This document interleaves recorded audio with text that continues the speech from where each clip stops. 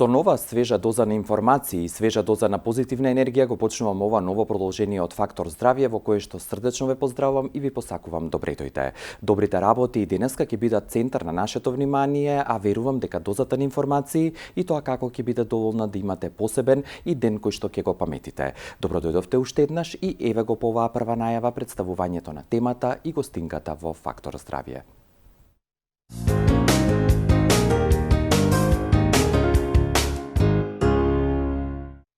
Денеска во Фактор здравје, темата со која што ќе ве анимираме и повторно верувам ќе имаме доволен фидбек или повратен одговор во однос на вашите прашања, е насловена воспалителни процеси во организмот. Ќе се осврнеме кон оваа појава, како би рекол иницијална каписла или ризик фактор за многу состојби и болести кои што како каскада може да бидат провоцирани токму од воспалителните или инфламаторните, стручно кажано, процеси во организмот. За сите тие информации од своето богато клиничко и практично или научно искуство, одговор ќе добиете преку разговорот со виш научен соработник Драгица Зенделовска. Добар ден, добро дојдовте повторно во Фактор здравје, како сте?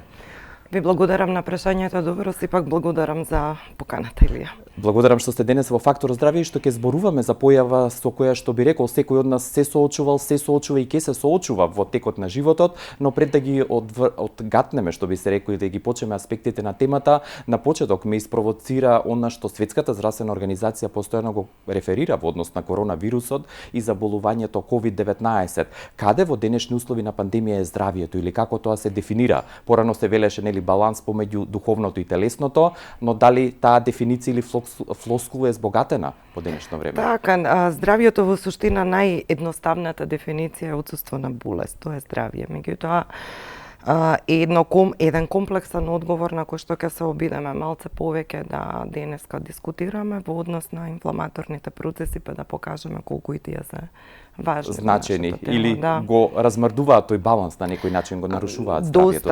Доста, меѓутоа во последно време научната јавност се повеќе е фокусирана на инфламациите, така да доста истражување има во оваа област и од областа на исхраната и од областа на медицината и третманот, така да ќе се обидеме да дадеме одговор на некои прашања. Сигурно, од сето она што е актуелно ќе извлечеме поенти денеска. Благодарам за вашето присуство во Фактор здравје. Кратка пауза за реклами, а потоа ве поканувам и вас да останете до крај со Фактор здравје.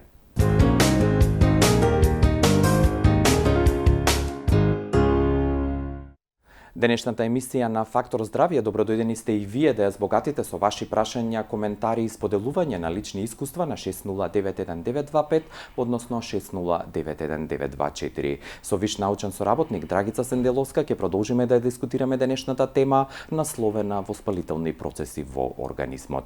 Кажавте дека отсуството на болести е наједноставната и најприфатената дефиниција за здравието. Дали тоа значи кога имаме инфламација или воспаление од било кој облик или причина и на кој било дел од човековото тело, зборуваме директно за нарушување на здравието и тој баланс кој што го имаме на некој начин станува дисбаланс или се нарушува здравието? Ајде да им објасниме на нашите гледачи. Инфламацијата или воспалението практично е одговор или дел од одбранбениот систем, од имунолошкиот систем, кој што и како е многу важен во процесот на излекување на нашето тело. Значи, зема голема улога тука. Значи, просто кажано, кога нашето тело ќе детектира страно тело, ќе детектира патоген, како што се вирусите, бактериите и некои други организми, кои што предизвикуваат различни инфекции, подкренува еден куп биолошки реакции, кои што во суштина треба да го уништат напаѓачот. За жал, понекогаш тоа оди и во несакана насока, бидејќи телото понекогаш може одредено ткиво или одредени своји сопствени клетки да ги гледа како страни или како опасни и на таков начин, предизвикувајќи ги тие бурни реакции, всушност дојде до развој на автоимуни заболувања. И сега кога сме кај инфламациите, треба да напоменеме дека всушност постојат неколку видови на инфламаторни процеси во нашето тело. Акутните инфламации се најчесто инфламации кои што се краткотрајни, многу кратко време траат. Тие може да бидат дури неколку денови, 2, 4, 6 и така натаму. И најчесто ги поврзуваме со повреди или ги поврзуваме со некакви бактериски и вирусни инфекции. Симптомите кои што можат тука да се развијат најчесто се болка или отсуство на некоја функција, да речеме болки во коленото, неможност за движење. Најчесто се јавува црвенило, понекогаш се случува и температура и така натаму. Кај акутните инфламации понекогаш може да одат дури и без симптоми. Еве да речеме, условно кажано, заморот исто така е добар знак дека се случува инфламаторен, воспалителен процес во нашето тело, но понекогаш него не приметуваме, него не гледаме. Или ќе си го припишеме на работниот ден, активностите, Па така можеби, е, кои што ги така е имаме. во суштина. Освен акутните, постојат и субакутни инфламаторни процеси во телото, кои што може да траат 2 до 4 недели, до 6 недели и така натаму. Меѓутоа, најопасни се хроничните инфламаторни процеси, кои што траат со месеци, траат и со години, за жал. Она што во суштина нашето тело кога ќе види некаков инфламаторен, односно кога ќе види некаков микроорганизам, некаква бактерија или кога имаме некаква повреда, во суштина се случува активирање на имунолошкиот одговор во делот на повредата. Се мобилизира на некој начин, така сигурно. е, да, затоа што го спрема својот одбранбен систем и тука на местото локално каде што се случува таа инфламација се зголемува циркулацијата, протокот на крв, се со цел да може одбранбениот систем едноставно да не репарира или да не поправи или да не излечи. И на таков начин се зголемува и циркулацијата и дотокот на крв со цел да се донесе таа прва борбена линија на нашиот имунолошки систем, дали тоа ќе бидат неутрофили, лимфоцити и така натаму, за да може практично да ја репарира повредата. Меѓутоа, хроничните инфламаторни процеси се процеси кои што најчесто ги линкуваме или ги поврзуваме со постоењето на хроничните заболувања. И тука треба да ги спомнеме метаболниот синдром, тука треба да спомнеме кардиоваскуларните заболувања, дијабетот е тука, астмата е тука, да не ги заборавиме Белодробната болест, хроничната, актуелна, сигурно. Така е, значи не е само тоа, него овде треба да не ги заборавиме и хроновата болест, значи сите такви долготрајни хронични заболувања на гастроинтестиналниот тракт. Така да не постои хронична болест, а да таа воопшто не е поврзана со некаков хроничен инфламаторен процес во нашето тело. Да, кажавте дека инфламацијата или воспалението може да биде акутно, субакутно и хронично. Тоа значи дека целиот имунолошки систем како дел од одбраната на организмот се мобилизира, рековте, и всушност дотокот на крв всушност значи и носење на хранливи материи, пред се алудирам на кислород. Да, и практично билата крвна лоза која што е првиот одбранбен одговор. Меѓутоа, кога имаме инфламација, сега ќе објасниме дека се создаваат инфламаторни медијатори, се создава таа цитокинска бура за која што многу често слушаме сега, нели, во за короната. Нормално е, знаете што треба да сватиме дека ние можеме да имаме инфламација. Тоа ви беше и првото прашање во суштина, кое што не мора да значи дека имате инфекција.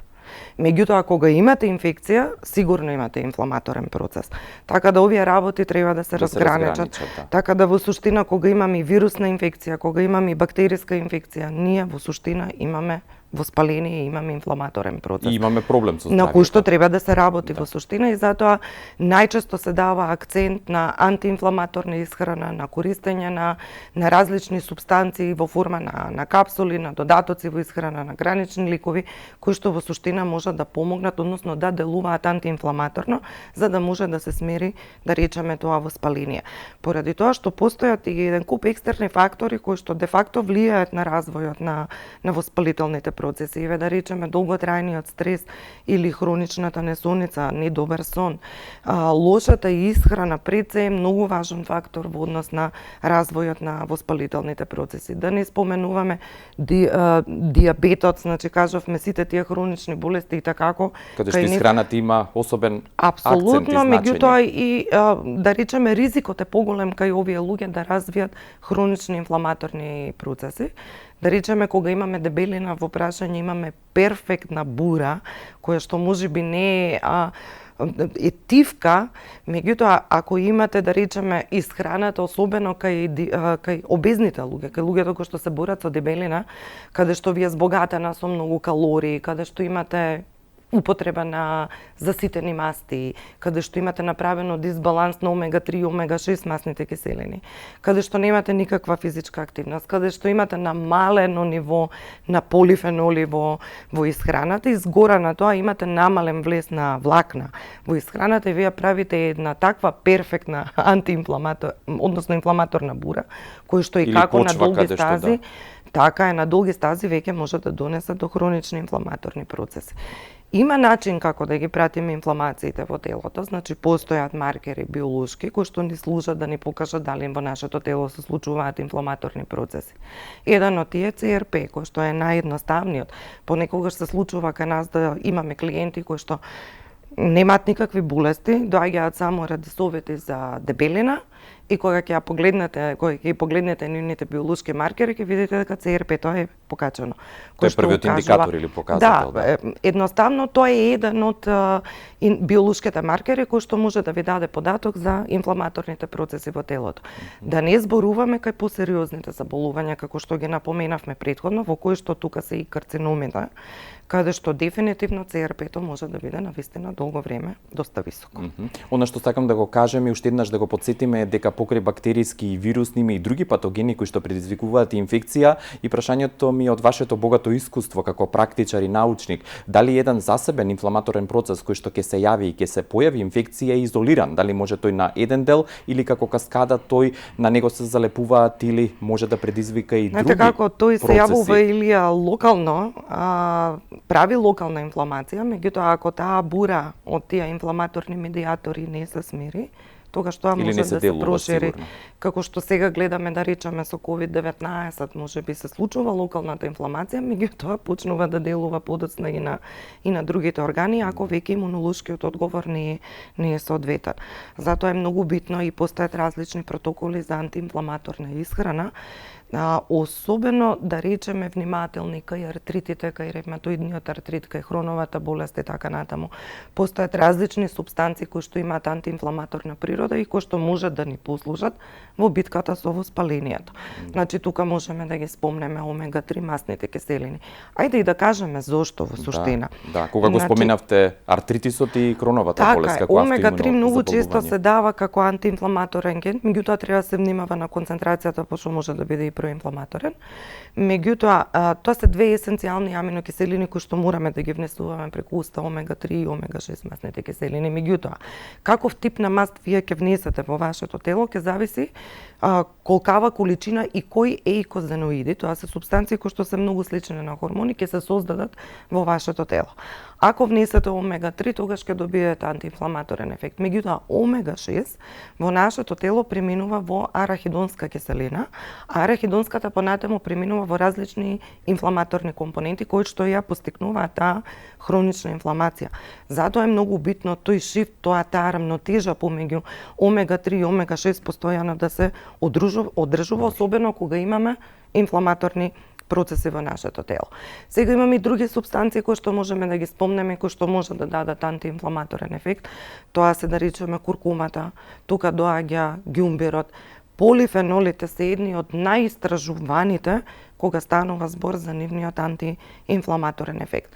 Во однос на исхраната, најважно е кога имаме воспалителни процеси да се тргнат мастите и да се лимитира внесот на јагле хидрати или на шикери, народски кажано. Оние заситени прецелудирате Оние заситените масти кои што не само заситени, туку и омега-6 масните киселини за кои што кажавме сега. Ако не се во баланс веќе со омега-3. Така е многу битни за таа бура која што се создава во нашето тело, меѓутоа да се внимава и на останатите намирници, да речеме кога имаме артрит или кога имаме автоимуни заболувања, тука треба многу да внимаваме и на млечните производи, затоа што пред се висока е нивната масленост, имаме и голема содржина на јагле хидрати, протеините се помалци и така натаму. Меѓутоа, сигурно. Сепак солта, да, постот, да не го заборавиме, или процесот на детоксикација, каде што во суштина ќе ни помогне малце да ги елиминираме токсините, да внесеме малце повеќе зеленчук и овошје со цел да се внесат полифенолите, ќе објасниме малце покасно зашто тие се битни кога станува збор за инфламаторните процеси, и исто така да се внесе, да речеме, риба како еден од изворите на омега-3 масни киселини и различни да речеме, додатоци кои што може да ни помогнат во процесот на смирување на тој инфламаторен процес. Пред да ги споменеме додатоците, само ме испровоцира она што го споменавте, кога ќе се јави инфекцијата, значи дека има инфламација или воспалување на организмот, и ако има основно или примарно хронично заболување, сигурно овој процес го екзацербира или го влошува примарното заболување. Така е, тоа е пропратно, значи оди зборуваме и за кардиоваскуларните, и за диабетес. Така е, оди едно со друго, значи еве да речеме во суштина полифенолите, едни од најистражуваните полифеноли се резвератролот и кверцетинот, значи кои што се можеби и кај вирусните и кај бактериските инфекции едни од најважните компоненти кои што ние треба да ги внесеме преку исхраната. Во научната литература постојат дури и шематски прикази за тоа како делуваат полифенолите, кверцетинот и така натаму. Кога имате бактериска инфекција, еден од механизмите со кои што они се борат во инфламаторните процеси е токму врзувањето на полифенолите за површината на бактериите, или се врзуваат индиректно, да речеме преку едни катионски пептиди кои што се добиени или генерирани од активираните неутрофили, од имунолошкиот систем. Меѓутоа, оно што е многу битно, полифенолите и кверцетинот во овој шематски приказ или во овој механизам антиинфламаторен учествуваат на таков начин што врзувајќи се преку тие катионски пептиди или директно за површината на бактеријата, го атенуираат оксидативниот стрес кој што практично се јавува како резултат на бактериската инфекција. И тоа е веќе познато. Значи во научната литература постојат такви шематски прикази за антиинфламаторното дејство на полифенолите. Да. Значи и вирусни инфекции и бактериски инфекции пристапот на нив е практично ист. Постојат различни механизми кои што се антиинфламаторни. Вие можете на пример да следите и други антиинфламаторни маркери како што се интерлеукините, тумор некротичниот фактор и така натаму, кои што поспецифично ќе ви дадат, да речеме, една слика за тоа што се случува во вашето тело, различни цитокини или онаа цитокинска бура. Да, и пред блокот реклами само да споменеме дека воспалителните процеси се јавуваат во текот на целата година, не се само ексклузивитет, би рекле можеби на постуденото време, еве сведоци сме ќе се вратиме на короната сега, и буквално кај секоја возрастна популација, од најмали до највозрастни. Апсолутно, од воспалителните процеси не може да се каже дека не мируваат на некој начин. Апсолутно не, меѓутоа возраста е исто еден од параметрите кој што практично ни го зголемува ризикот од инфламаторни процеси. Тие се, да речеме, почесто застапени кај повозрастните луѓе отколку кај децата, кога зборуваме кај овие хроничните инфламации, меѓутоа бактериските и вирусните инфекции буквално, или цитокинската бура која што ќе се случи како резултат на бактериска и вирусна инфекција, буквално иста и кај помладите и кај повозрастни. Да, ви благодарам за овој прв дел од разговорот. По блокот реклами ќе ја продолжиме денешната тема со посебен акцент на исхраната, и она дополнително како терапија може да помогне пред имунолошкиот систем адекватно да одговори на сите воспалителни, односно инфламаторни процеси во организмот.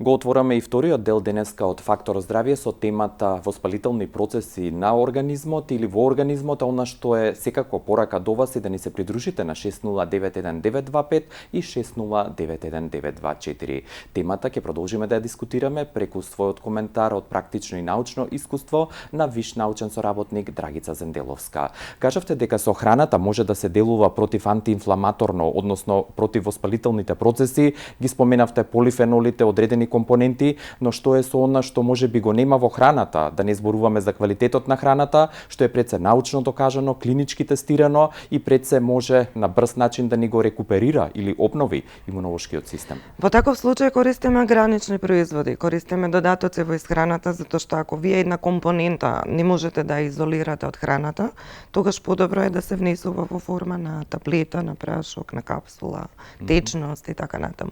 Значи, постојат голем број на такви антиинфламаторни супстанции кои што во суштина клинички се докажани преку различни клинички студии, преку различни испитувања, така да можеме да користиме различни производи за таа намена. она што вие може да го препорачате, сигурно ќе го споделите со огледачите и секако дополнето со сите овие научни истражувања и искуства кои што зад себе, а и сигурно вашите корисници ви ги искажуваат како задоволни пред се корисници. Да, Илија, јас многу често, можеби минатиот период, особено периодов на корона, често пати го спомнуваме Г132 плюс натурал.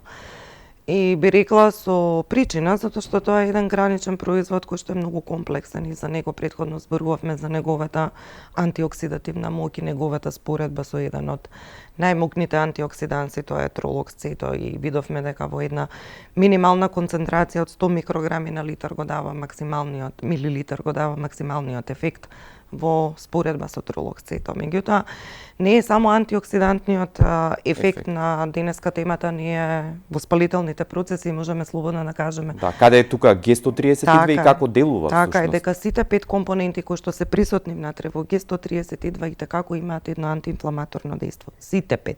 Значи и резвератролот како полифенол, и риишито, особено терпеноидите кои што се присутни внатре во риишито, кои што долго време се испитувани, голем број на клинички студии се направени, сулфорафанот исто така, ликопенот како каротиноид и матичниот млеч, сите тие имаат антиинфламаторно делување.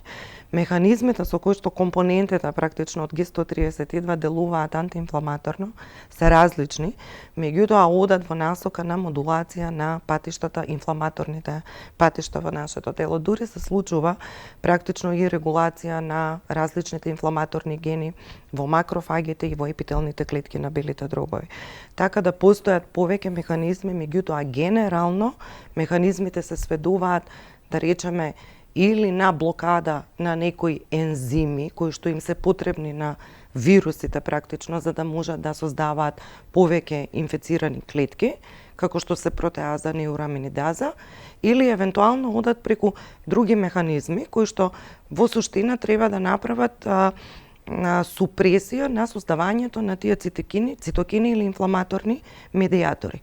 Едно такво преубаво искуство или едно испитување беше со Vivacell Германија лабораторијата, која што го испитуваше токму ефектот на сите компоненти во овој препарат на Г132 плюс натурал врз создавањето на тие инфламаторни цитокини, особено на интерлеукин 6, осмицата и тумор некротичниот фактор, каде што покажа дека во многу ниски дози од Г132 може да се направи практично супресија или да се сузбие нивното создавање.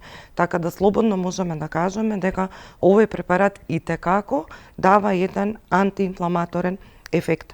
Меѓутоа, не е само тоа приказната во однос на овие цитокини, туку испитуван неговиот ефект и на циклооксигеназа двојката, тоа е исто еден ензим кој што итекако е многу важен кај создавањето на, да речеме, на такви инфламаторни процеси во нашето тело, односно инфламаторни процеси на крвните садови. Затоа велиме дека резвератролот практично може да го инхибира овој циклооксигеназа двојка, овој ензим, за да не се создаваат простагландини и тромбоксани кои што можат да предизвикат воспаление на крвните садови. Па со право можеме да кажеме дека Г132 плюс натурал, зборувавме и во претходните емисии, така, дека е многу силен антиоксиданс, дека има многу високо антимикробно дејство, антибактериско, антивирусно. И тоа е така ради резвератролот. Го објаснивме шематскиот приказ претходно како делува резвератролот кога е бактериска инфекција во прашање. Меѓутоа и сите овие други механизми кои што практично му даваат, да речеме, една имуномодулаторна функција, подкревање на имунолошкиот систем, враќање на енергијата, значи секогаш кога имаме замор, тој итекако практично дека може. еден од симптомите, и тоа е еден од симптомите на практично инфламаторните процеси. Просто и да, како да кажам, ова не е панацеа, ова е граничен лек кој што е германски препарат, кој што е јапонска формула и не случајно сите овие 5 компоненти се ставени овде, бидејќи самите инфламаторни процеси генерираат и оксидативен стрес, каде што ни е многу битно да дојде до атенуација на концентрацијата на слободните радикали, значи врзувањето на слободните радикали. И овие испитувања се направени сериозно, да речеме, кај спомнавме за интерлеукините, шеската, осмицата и тумор, некротичниот фактор, меѓутоа ослободувањето на овие медијатори е направено со LPS1 метод кај хумани клетки, кои што практично го генерираат создавањето и е додаван екстракт од германиум 132 плюс во форма на раствор и на таков начин е видено дека тој врши супресија на тие инфламаторни цитокини и затоа кажуваме дека има инфламаторен ефект. Или пак е користен метод, например, на ДППХ, Radical Scavenging метод, каде што се извинувам, утврдува неговото антиоксидативно делување преку зафаќањето на слободните радикали во нашето тело. Уште еднаш потсетувам дека со виш научен соработник Драгица Зенделовска разговараме на тема воспалителни процеси во организмот и кога веќе го зборуваме Г132 плюс натурал како граничен препарат, само кратко уште еднаш да потсетиме што значи граничен препарат и колку во овие услови на коронавирус може да најде начин, нели, Г132 пред се да ја супримира можеби таа инфекција која што примарно е во белите дробови, а според новите научни истражувања коронавирусот за жал се шири и во други системи, пред се мозокот има, нели, информации, понатаму сигурно и во други системи како каскада ја прави таа цитокинска бура за која што зборувате. Така е, значи постојат испитувања, се уште ковидот е ништо ново. И се уште се истражува, се работи. Се уште се истражува, се работи, меѓутоа ришито кој што е составен компонента на Г132 плюс има доста истражувања во минативе години во однос на други вирусни и бактериски инфекции, значи истражуване кај хивот, истражуване кај ХПВ, истражуване кај свинскиот грип и кај многу други и бактериски вирусни инфекции и постојат доста податоци кои што можат практично да ни укажат на некакви механизми во кои што би учествувала риши печурката и кај луѓето кои што се заболени од COVID-19.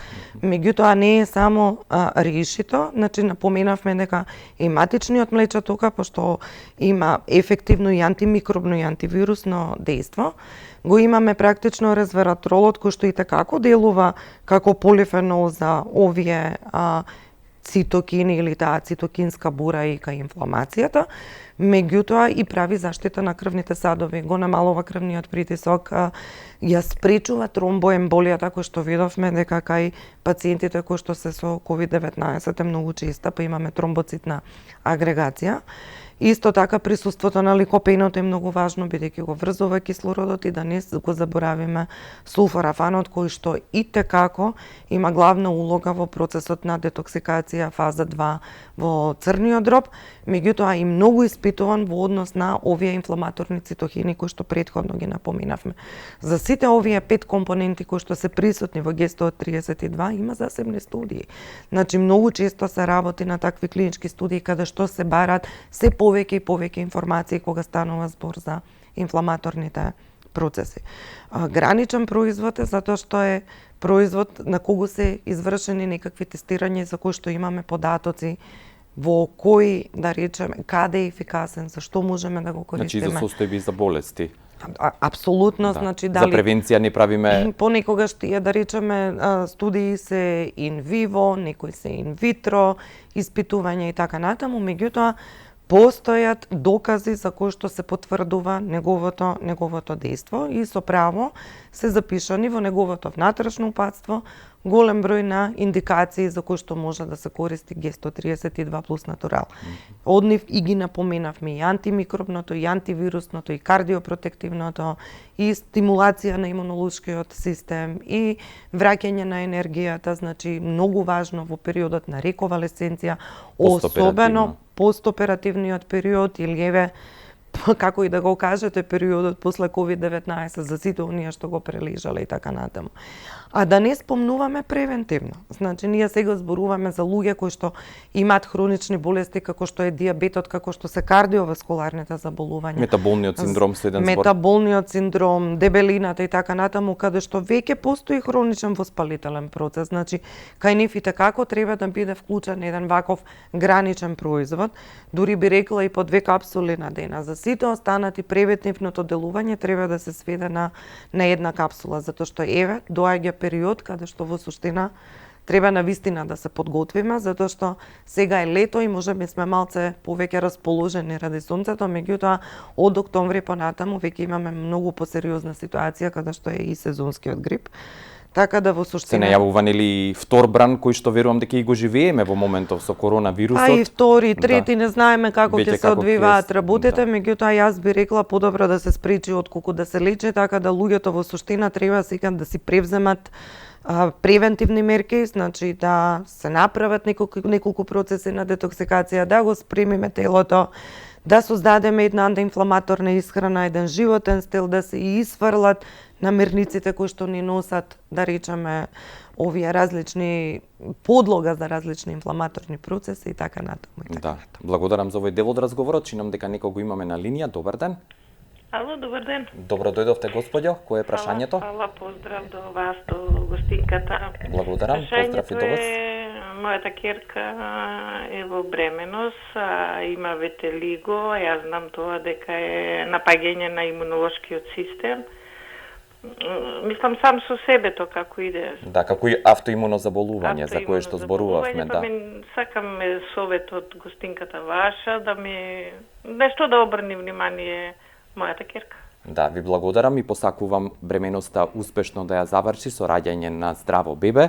Кој е вашиот коментар? Не го споменавме витилиго, но како тип Витилигото на е болест, автоимуно заболување и навистина можеби овде треба да се спречи таа инфламација за да не се шири и да не се гледат белите практично зони на кожата. Меѓутоа, пошто станува збор за бременост, јас би рекла таа треба да се храни сега поздраво, пред се заради бебето и било какви препарати кои што се без разлика дали се гранични производи или се додатоци во исхрана и не знам што, да бидат сведени на минимум и да се зема само она кое што е дозволено во текот на бременоста. Значи, да биде фолна киселина, некоја пониска концентрација на витамини, многу важно омега-3, мултивитамини за трудница и така натаму. Значи, кога ќе заврши бременоста, тогаш веќе може да размислува за нешто посериозно. Да. Да, ви благодарам за овој одговор и уште едно ќе врземе во следниот блок јавување. Добар ден. Добар ден и убав среќен Да. ден вам и на вашата екипа. Да, Поготово одамна не сме на се вашата- слушнале, господјо. Да, го позна вашиот глас. Како сте? Па, така, добро. Добро. Едно прашање Да. до вашата гостинка. Јас, мене ми отишаат нозете. Јас сум малку поправена женска, меѓутоа, ја наеднаш отслабувам, наеднаш се згојувам. Зошто и како може тоа да биде мојот организам така да владее? И плюс тоа, јако ќе се качувам нагоре, такихардија имам и тоа ужасна. 2 пати сум од смрт избавена. Со деца што сте на училиште, ако не беа они, јас ке изгаснев. Толку ви благодарам и унапред ви благодарам на одговорот. Благодарам, господјо, и секое добро ви посакувам. Флуктуација, значи варирање на дебелината. Варирање на тежината, тежината, да. меѓутоа господјата подспомна и Тахикардија, тахикардија, спомна замор, не добивме информација за тоа 2 пати дали вадење од имаме смрт на некој начин да спасуваме. дали имаме медикаментозна терапија, значи кое хронично заболување во предвид, спомна утоци на нозете и така натаму, значи овде треба малце посериозен да биде пристапот, не само промена во исхраната да се направи, меѓутоа јас би рекла еве една од причините зашто да уклучи Г132 плюс натурал. Една добра подкрепа за неа, макар и една капсула на ден. Така да во суштина ќе ни требаат малце повеќе информации за да дадеме овде одговор, не би требало да ги генерализираме работите. Да, пристапот треба да е Да. индивидуален како што и правите. Така и треба да биде персонализиран и периодизиран во исто време, да. Да. На крајот само ви се заблагодарувам, ви благодарам за многуте информации што ги пренесовте, што верувам дека со денешната тема повторно го подигнавме свесноста и нивото на култура пред се за сопственото здравје, убаво лето и да се видиме повторно од есен. Ви стојам на располагање или во секое време, во уште еднаш благодарам. на Благодарам поканата. уште еднаш и ми беше задоволство. Виш научен соработник Драгица Зенделовска уште еднаш подкрепи и докажа зошто Г132 плюс натурал како граничен препарат треба да го земате и во превентивни цели, но и како подкрепа на евентуалната медикаментозна терапија. Благодарам за вниманието и пријатно до утре.